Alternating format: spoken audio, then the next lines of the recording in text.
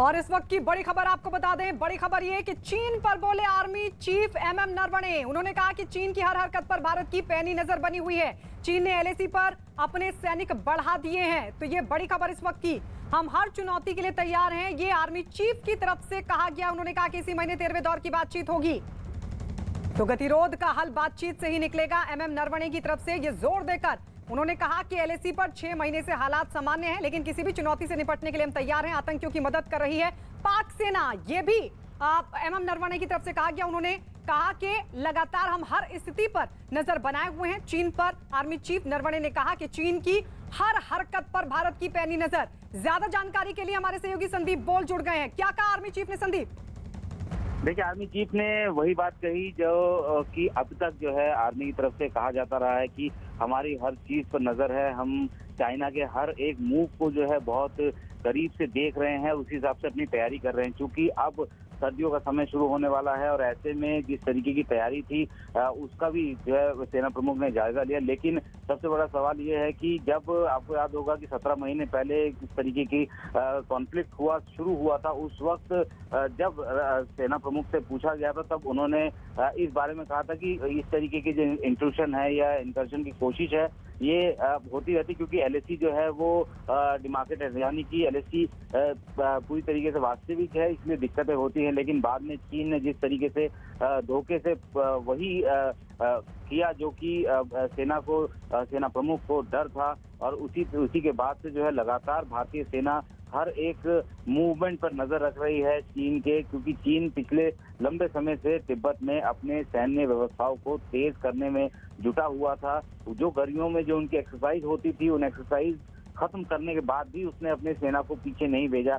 बताया जा रहा है कि बहुत बड़ी तादाद में जो है चीन ने अपने सैनिकों को अभी भी वहां पे रखा हुआ है, और बताया और कहा यह भी जा रहा है कि काफी सारे सैनिकों को और बढ़ाया भी है। आपको याद होगा कि विदेश मंत्रालय की तरफ से संदीप सुन लेते हैं आर्मी चीफ ने कहा क्या। The situation now over the last 6 months or so has been quite normal. As you're aware, the talks have been going on for more than a year now. We had the 12th round of talks last month, and we are hopeful to have the 13th round of talks very soon, perhaps as soon as next week, that is the second week of October. We are confident that as we discuss things with each other, and we will be able to reach consensus on how this disengagement is to take place, and by all the friction points will get resolved. Army chief कह रहे हैं कि बातचीत से ही गतिरोध खत्म होगा, हल निकलेगा, और उन्होंने ये भी जिक्र किया कि 13वें दौर की बातचीत होगी। ये 2 दिन का दौरा आर्मी चीफ का, लद्दाख का, और 13वें दौर की बातचीत से क्या उम्मीद? ये उम्मीद यही है कि जितने भी ऐसे फ्रिक्शन पॉइंट्स हैं जो कि चीन की तरफ से पिछले 17 महीने पहले जो है तैयार किए गए थे और दोनों देशों की सेनाएं जो हैं आमने सामने थी, ज्यादातर फ्रिक्शन पॉइंट से जो है सेना पीछे जा चुकी है। अब कुछ एक पॉइंट्स और बचे हैं जिन पर बातचीत होनी है, क्योंकि भारत बिल्कुल भी यकीन नहीं कर सकता चीन की किसी भी बात पर। लिहाजा जो डिसएंगेजमेंट का प्रोसेस है बहुत ही धीरे धीरे स्टेप बाय स्टेप हो रहा है, क्योंकि भारत ने अगर अपनी सेनाएं पीछे की तो ये कहना बहुत मुश्किल है कि चीन जो है वो अपनी सेनाएं पीछे करेगा, क्योंकि उसकी हरकतें जो है वो सारी दुनिया जानती है। लिहाजा जो अभी अगली जो बातचीत होगी उसमें ये डिसाइड किया जाएगा कि कैसे सेनाओं को जो है पीछे किया जाए, क्योंकि डिसएंगेजमेंट जरूर हो रहा है लेकिन डी एस्केलेशन नहीं हो रहा है। यानी कि आमने सामने जो सेनाएं हैं वो जरूर पीछे हट रही हैं, लेकिन जो सेना का जमावड़ा है लद्दाख में वो कम नहीं किया जा रहा है, और उसकी सिर्फ और सिर्फ ये वजह है कि भारत को पता है कि चीन अपनी बातों पे कभी भी स्टैंड नहीं करता, और वो कभी भी उस तरीके की स्थितियां ला सकता है जो कि 17 महीने पहले उसने लेके आया था। और यही वजह है कि अभी भी बड़ी संख्या में जो है तकरीबन 50 से 60 हजार सैनिक जो है भारत के, और उधर चीन के भी 50 से 60 हजार सैनिक ईस्टर्न लद्दाख के हिसाब एरिया में जो है तैनात है, मौजूद। संदीप, एक बार सुन लेते हैं आर्मी चीफ ने सेना के डिप्लॉयमेंट को लेकर क्या कहा। Definitely there has been an increase in their deployment in the forward areas, which remains of course a matter of concern for us. But we are regularly monitoring all their movements, and based on whatever inputs we get, we are also carrying out matching developments both in infrastructure as well in terms of the troops that are needed to counter any threat. So we are, I think, at the moment quite well poised to meet any eventuality. और इस बीच आपको बता दें, लेह में दुनिया के सबसे बड़े तिरंगे को फहराया गया। बताया गया कि पहाड़ियों के बीच में लगाया गया तिरंगा खादी से बनाया गया, जो 150 फीट चौड़ा और 225 फीट लंबा है। दुनिया के सबसे बड़े इस राष्ट्रीय ध्वज का वजन 1000 किलो बताया गया। लद्दाख के उपराज्यपाल आर.के. माथुर ने तिरंगे का अनावरण किया। वहीं इस कार्यक्रम में सेना प्रमुख MM नरवणे मौजूद रहे। मुंबई की खादी डायर्स एंड प्रिंटर्स ने इस सबसे बड़े तिरंगे को तैयार किया, जबकि सेना की 57 इंजीनियर रेजिमेंट ने इसे पहाड़ियों के बीच में लगाया। वहीं तिरंगे के सम्मान में एक फ्लाई पास्ट का भी आयोजन किया गया।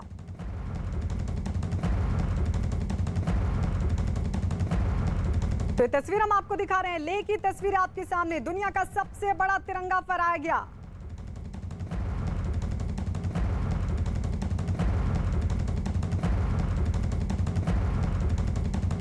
और आइए बढ़ते आगे। कृषि सुधार कानून और प्रधानमंत्री नरेंद्र मोदी से जुड़ी एक बड़ी खबर आपको बता दें। न्यूज 18 के अमिताभ सिन्हा की खबर के मुताबिक किसान आंदोलन को लेकर पीएम मोदी ने विपक्ष पर जोरदार हमला बोला।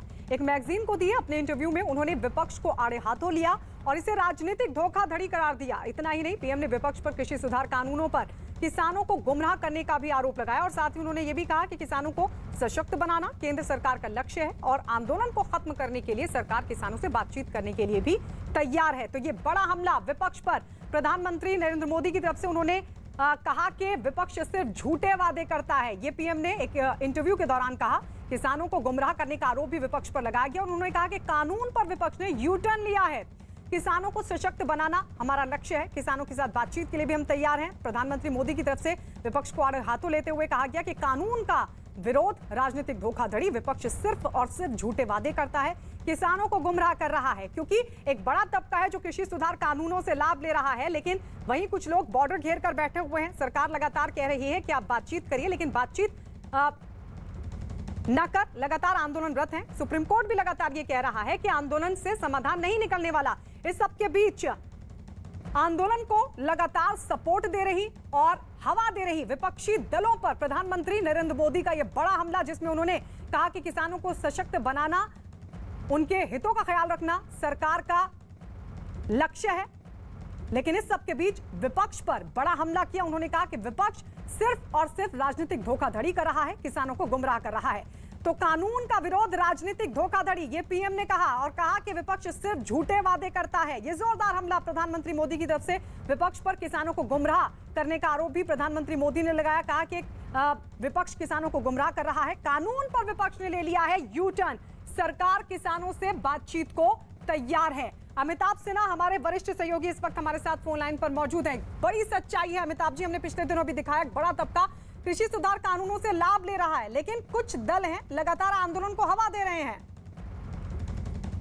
बिल्कुल, प्रधानमंत्री ने जो बहुत दिनों के बाद एक इंटरव्यू दिया और इंटरव्यू में ये बात तो उन्होंने साफ कर दी है कि विपक्ष और खासकर कांग्रेस राजनीतिक धोखाधड़ी में लगा है, खासकर किसान आंदोलन को लेकर।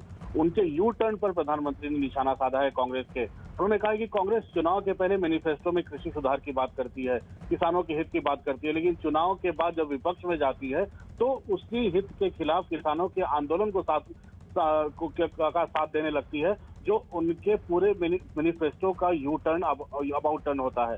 तो इसको लेकर प्रधानमंत्री ने कहा है कि इसका असली मतलब इंटेलेक्चुअल डिसऑनेस्टी यानी राजनीतिक धोखाधड़ी है। ये एक बहुत बड़ा आरोप विपक्ष पे, खासकर कांग्रेस पार्टी पे प्रधानमंत्री ने लगाया है और उन्होंने साफ साफ कहा है कि सरकार बातचीत करने को तैयार है, कि सरकार ने कई राउंड की बातचीत भी की थी, लेकिन किसान के जो संगठन है और उनके नेता हैं कोई भी कंक्रीट बात सामने लेकर नहीं आए थे कि आखिर वो रिपील क्यों चाहते हैं। वो सिर्फ किसान बिल को रिपील करने की बात कर रहे थे, इसलिए बातचीत आगे नहीं बढ़ पाई।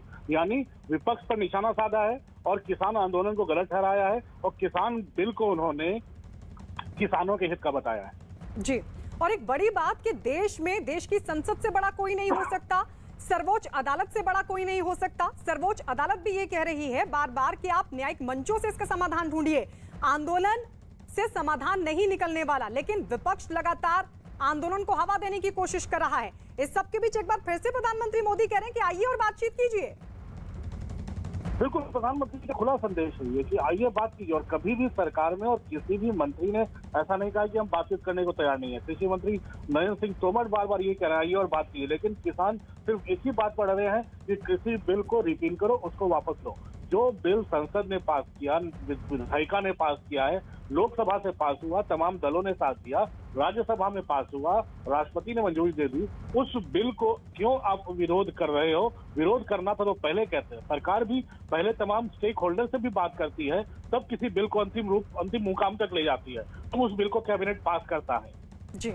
लेकिन यहाँ तमाम प्रोसेस फॉलो करने के बाद भी जब बिल बन गया है तो किसान आंदोलन को हवा दे रहा है। खासकर पंजाब से किसान आंदोलन को हवा दी गई, कांग्रेस उसे खुलकर साथ दे रही है, इसलिए प्रधानमंत्री थोड़े आहत है इस बात को लेकर। लेकिन अभी भी उनका ये सीधा संदेश है, आइए बात कीजिए, बिल में खामियां हैं वो हमें बताइए, वो हम उन खामियों को दूर करेंगे। तो इसलिए मुझे लगता है, और सुप्रीम कोर्ट ने भी काफी कड़ी चेतावनी दी है जो किसान संगठनों के जो वकील हैं उनको, कि आप अगर कोर्ट में, न्यायालय में आ गए हो तो न्यायालय की बात सुनो, आप सड़क पर धरना छोड़ो, इससे जनता को परेशानी हो रही है। तो मुझे लगता है न्यायपालिका, विधायिका और कार्यपालिका और जनता सब बड़े दुखी हैं, क्योंकि पूरे सिटी को, पूरे शहर, दिल्ली शहर को पूरी तरह से बंधक बना रखा है। तो मुझे लगता है प्रधानमंत्री की चिंता जायज है, और शायद यही कारण है कि किसान आंदोलन को हवा देने वाले खासकर कांग्रेस पार्टी पर उन्होंने निशाना साधा है। शुक्रिया अमिताभ जी हमारे साथ जुड़ने के लिए। और इस सबके बीच एक बार फिर से आपको बता दें, किसानों को गुमराह करने का आरोप प्रधानमंत्री मोदी की तरफ से विपक्षी दलों पर। कहा कानून पर विपक्ष ने यू टर्न लिया, जो बात अपने मैनिफेस्टो में कहते हैं और उसके बाद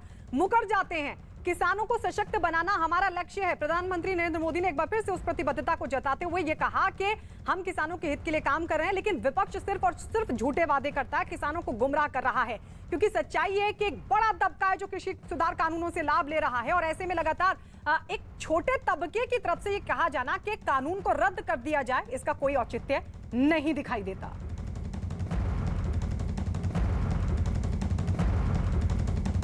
कृषि सुधार कानूनों के खिलाफ दिल्ली एनसीआर की सीमा पर हो रहे विरोध प्रदर्शन का सुप्रीम कोर्ट ने किसान आंदोलन पर नाराजगी जताई और यहां तक टिप्पणी कर दी कि उन्होंने पूरे शहर का दम घोट दिया है। सुप्रीम कोर्ट ने सवाल किया कि जब कृषि सुधार कानूनों के खिलाफ अदालत में चुनौती दी गई तो फिर सड़कों पर प्रदर्शन करने का क्या तुक है? कोर्ट ने यह भी पूछा कि क्या प्रदर्शन कर रहे संगठनों को न्यायिक व्यवस्था पर भरोसा नहीं है? कोर्ट ने सख्त लहजे में कहा कि सड़कों पर जो संगठन कृषि सुधार के विरोध में प्रदर्शन कर रहे हैं, उन्होंने पूरे शहर का दम घोट दिया है, जो रुकना चाहिए। हालांकि याचिकाकर्ता ने सफाई दी कि वो प्रदर्शन करे किसानों से अलग हैं और उन्होंने कहीं भी रास्ता जाम नहीं किया, जिस पर कोर्ट ने कहा कि वो इस बारे में अदालत में हलफनामा दाखिल करें और इस पूरे मामले पर 4 अक्टूबर को सुनवाई होगी। लेकिन इस सबके बीच आइए बताते हैं आपको कि किसान महापंचायत का इस पर क्या कहना है। किसान महापंचायत क्या कह रही है ये भी देखिए। किसान महापंचायत कह रही है कि किसानों ने हाईवे ब्लॉक नहीं किया है, ये किसान महापंचायत का जवाब। साथ ही कह रही है कि हाईवे को पुलिस ने ब्लॉक कर दिया है, हमें भी पुलिस ने रोक रखा है। ये किसान महापंचायत सुप्रीम कोर्ट की सख्त टिप्पणी के बाद, और ये कहा कि हमारा विरोध प्रदर्शन शांतिपूर्ण तरीके से जारी है। तो ये सुप्रीम कोर्ट की सख्त टिप्पणी है, पूछते हुए कि आंदोलन से समाधान नहीं निकलेगा। आंदोलन अधिकार हो सकता है, लेकिन आम लोगों को दिक्कतें नहीं होनी चाहिए। सुप्रीम कोर्ट की सख्त टिप्पणी के बाद किसान कह रहे हैं कि हम तो शांतिपूर्ण तरीके से प्रदर्शन कर रहे हैं और हमने कोई रोड ब्लॉक नहीं किया। लेकिन सवाल ये खड़ा होता है कि बड़ी संख्या में जो ये किसान डटे हुए हैं, देखिए तस्वीर भी हम आपको लगातार दिखा रहे हैं, तकरीबन 1 साल अब होने को है। नवंबर में ही इस आंदोलन की शुरुआत हुई थी और अलग अलग, चाहे सिंघू बॉर्डर की बात हो, टिकरी बॉर्डर की बात हो, गाजीपुर बॉर्डर पर लगातार जो आंदोलनरत किसान है वो डटे हुए हैं। इस सबके बीच सुप्रीम कोर्ट की तरफ से भी बार बार ये कहा गया कि बातचीत के जरिए आप समाधान निकालने की कोशिश कीजिए।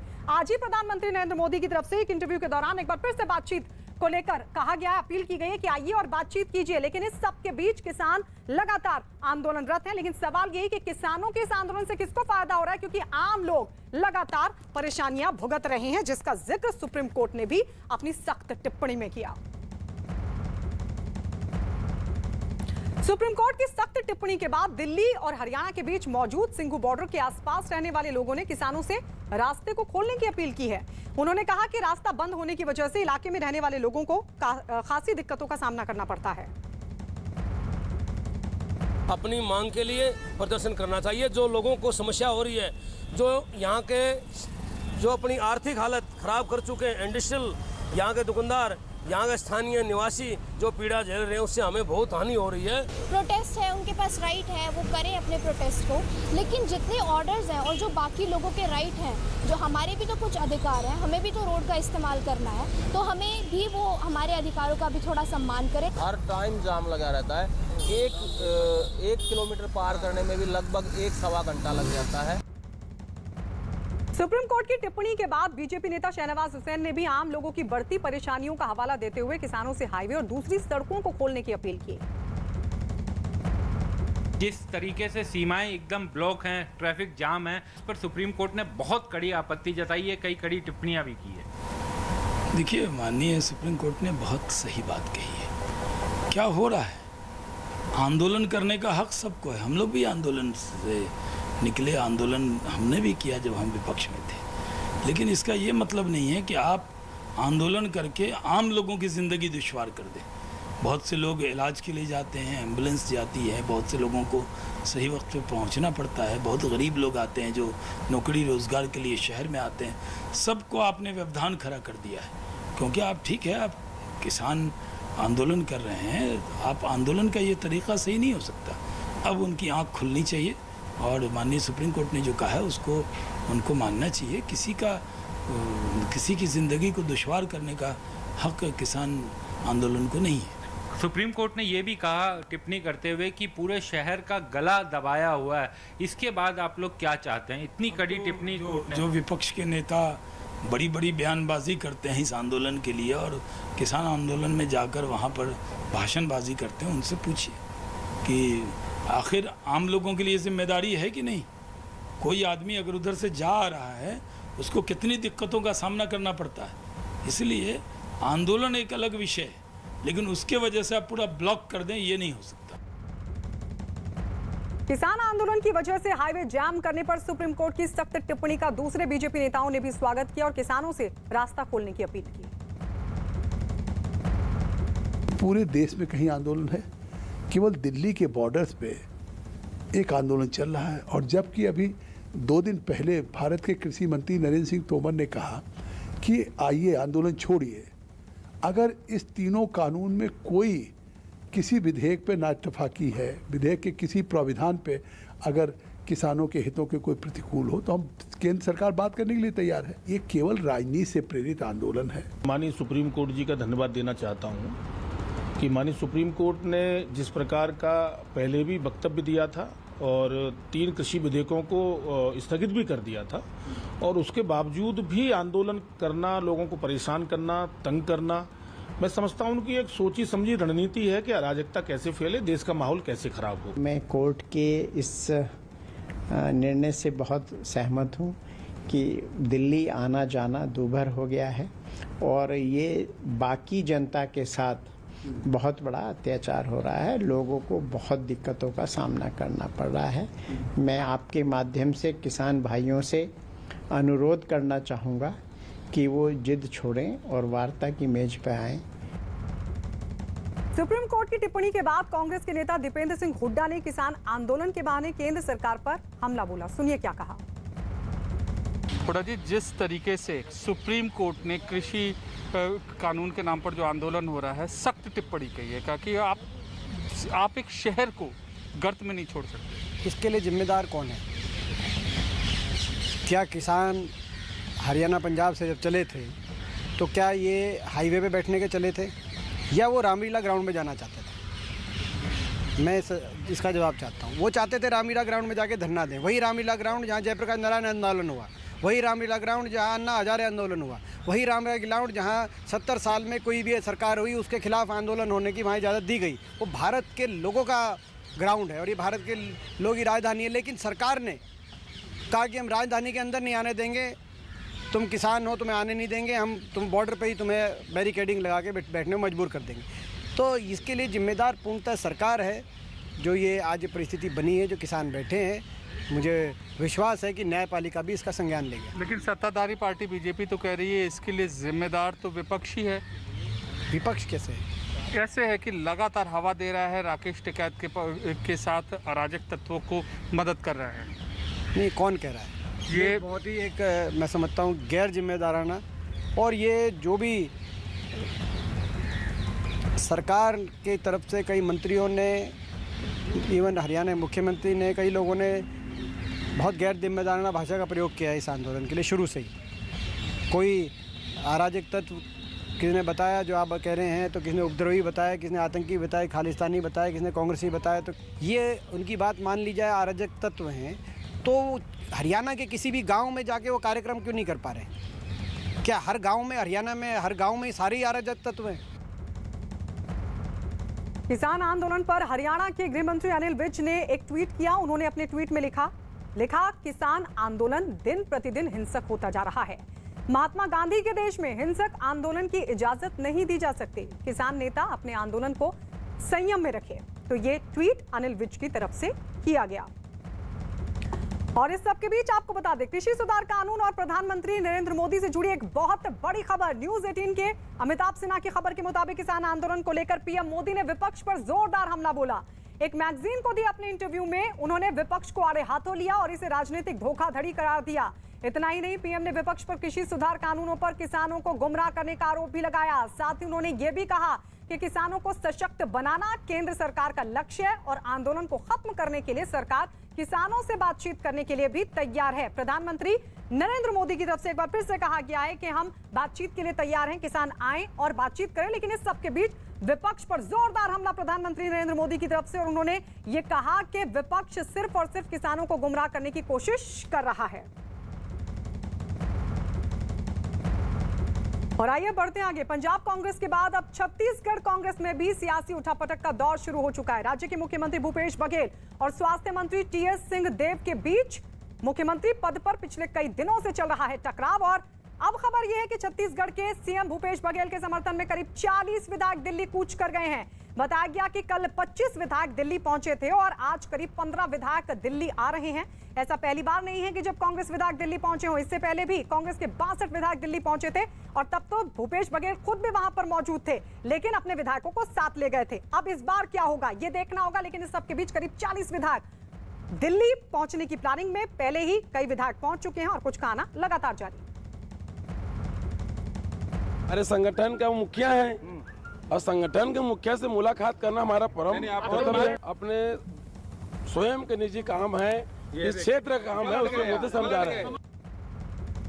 संजोग बन जाता होगा कि कोई कई विधायक जैसे आ रहे हैं। बाकी और मेरा जो काम है, मैं बता दिया आपको कि मेरा काम निजी काम है। मैं निजी काम से जा रहा हूँ और राजनीतिक चर्चा पर मैं नहीं जा रहा हूँ। पर यह है कि हमारे नेता वहाँ पर मिलेंगे। अगर मुलाकात का समय हमको देते हैं तो उनसे भी अपना मुलाकात करने का विचार है। विकास छत्तीसगढ़ कांग्रेस में मचे घमासान पर केंद्रीय कृषि मंत्री नरेंद्र सिंह तोमर ने कांग्रेस पर हमला बोला। कांग्रेस अपने बोझ से ही परेशान है।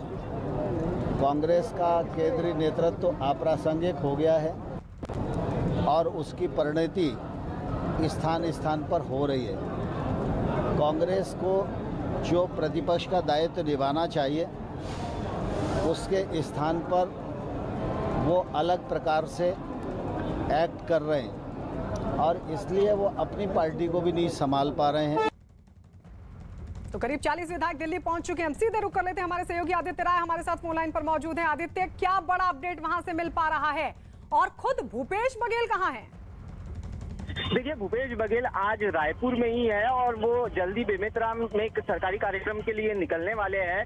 लेकिन इस पूरी स्थिति पर जो है कि साफ तौर पर देखा जाए तो वहाँ को जो है वो छत्तीसगढ़ में पूरी तरीके से शुरू हो चुका है। राजनीतिक गलियारे में चर्चा गर्म है और अंदरूनी तौर पर खेमेबाजी और गुटबाजी हो रही है। ये साफ तौर पर जो है वो दिखाई दे रहा है।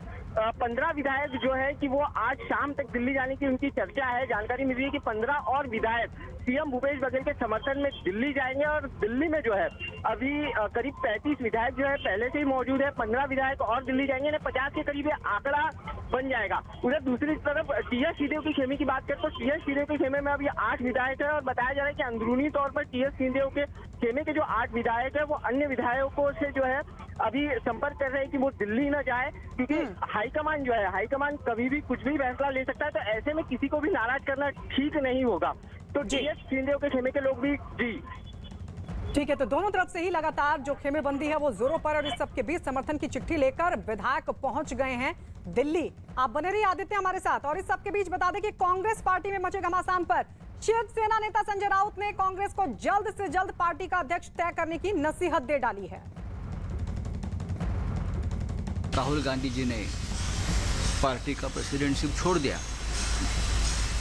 और उसके बाद तो सिर्फ मैं देखता हूँ ऐसा ही काम चल रहा है। इतनी बड़ी पार्टी अगर हेडलेस हो, प्रेसिडेंट नहीं होगा पार्टी का, तो लोगों के मन में ज़रूर एक भ्रम पैदा होता है किसी भी पार्टी के बारे में, चाहे बीजेपी हो, चाहे कांग्रेस हो, चाहे और कोई पार्टी हो, चाहे शिवसेना हो। पार्टी का मुखिया तो होना ही चाहिए, सेनापति होना ही चाहिए। और मुझे लगता है जल्द ही कांग्रेस पार्टी अपने अंदरूनी जो मामले हैं सुलझा लेगी। आदित्य लगातार हमारे साथ बने हुए हैं। आदित्य, घर में कल है तो बाहर वाले तो ताली बजाएंगे ही, और यही नसीहत संजय राउत की तरफ से। लेकिन सबसे बड़ा सवाल यह है कि पिछली बार तो खुद भूपेश बघेल अपने विधायकों को लेकर पहुंचे थे, इस बार विधायकों को भेजकर समर्थन चिट्ठी से क्या हासिल होगा? चलिए, आदित्य रात डिस्कनेक्ट हो गए हैं, उनसे जुड़ने की फिर कोशिश करेंगे। लेकिन इस सबके बीच बड़ा सवाल यह है कि क्या जो नेतृत्व परिवर्तन की अटकलें हैं क्या एक बार फिर से जोर पकड़ रही हैं? लेकिन आपको ये भी बताते चले कि 25 विधायक जो थे वो कल पहुंच चुके थे, 15 और विधायक पहुंच गए हैं। और बताया जा रहा है कि भूपेश बघेल खुद रायपुर में मौजूद हैं। उधर टीएस सिंहदेव की तरफ से भी लगातार अपने समर्थन में विधायकों को जुटाने की कोशिश हो रही है। तो जब मुख्यमंत्री बने थे भूपेश बघेल, टीएस सिंहदेव को यह कहा गया था कि 2.5 साल के लिए इनको मुख्यमंत्री बनाया जा रहा है, आप 2.5 साल तक चुप रहिए, उसके बाद आपको बना दिया जाएगा। तो क्या उसी हलचल क्या इसीलिए ये पूरी हलचल हो रही है? लेकिन इससे पहले भी भूपेश बघेल अपने विधायकों के साथ पहुंचे थे।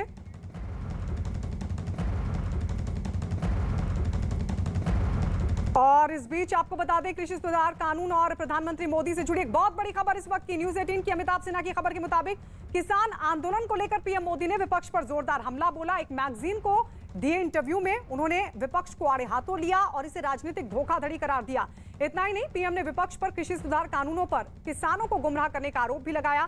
साथ ही उन्होंने ये भी कहा कि किसानों को सशक्त बनाना केंद्र सरकार का लक्ष्य और आंदोलन को खत्म करने के लिए सरकार किसानों से बातचीत करने के लिए भी तैयार है। तो विपक्ष पर पीएम मोदी का ये हमला, जिसमें उन्होंने कहा कि विपक्ष सिर्फ और सिर्फ झूठे वादे करता है। प्रधानमंत्री मोदी ने कहा किसानों को गुमराह कर रहा है विपक्ष।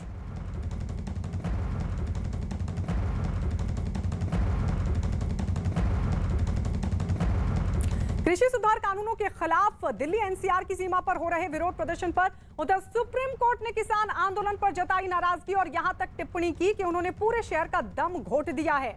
सुप्रीम कोर्ट ने सवाल किया कि जब कृषि सुधार कानूनों के खिलाफ अदालत में चुनौती दी गई तो फिर सड़कों पर प्रदर्शन करने का क्या तुक है? कोर्ट ने यह भी पूछा कि क्या प्रदर्शन कर रहे संगठनों को न्यायिक व्यवस्था पर भरोसा नहीं है? कोर्ट ने सख्त लहजे में कहा कि सड़कों पर जो संगठन कृषि सुधार के विरोध में प्रदर्शन कर रहे हैं उन्होंने पूरे शहर का दम घोट दिया है, जो रुकना चाहिए। तो यह सुप्रीम कोर्ट की सख्त टिप्पणी किसान आंदोलन पर। कोर्ट में कानूनों को चुनौती देने पर फिर विरोध का मतलब क्या है? आपको सरकारी संपत्ति को नुकसान नहीं पहुंचाना चाहिए।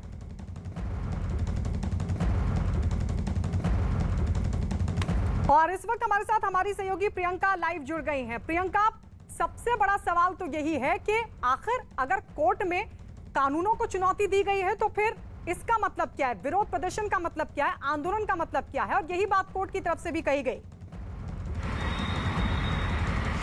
जी बिल्कुल, कोर्ट ने कल इस बात को साफ किया कि जब न्यायिक व्यवस्था इस पर बात कर रही है, जब ये मामला कोर्ट के सामने है, तो ऐसे में आम लोगों को परेशानी देकर क्या फायदा, आंदोलन को सड़कों पे रख के क्या फायदा। ये तस्वीरें आप देखिए, मैं आपको गाजीपुर बॉर्डर की दिखा रही हूँ, जहाँ पर आप देख रहे हैं ये बैरिकेड लगे हुए हैं जहाँ पर लिखा हुआ है कि सड़क बंद है।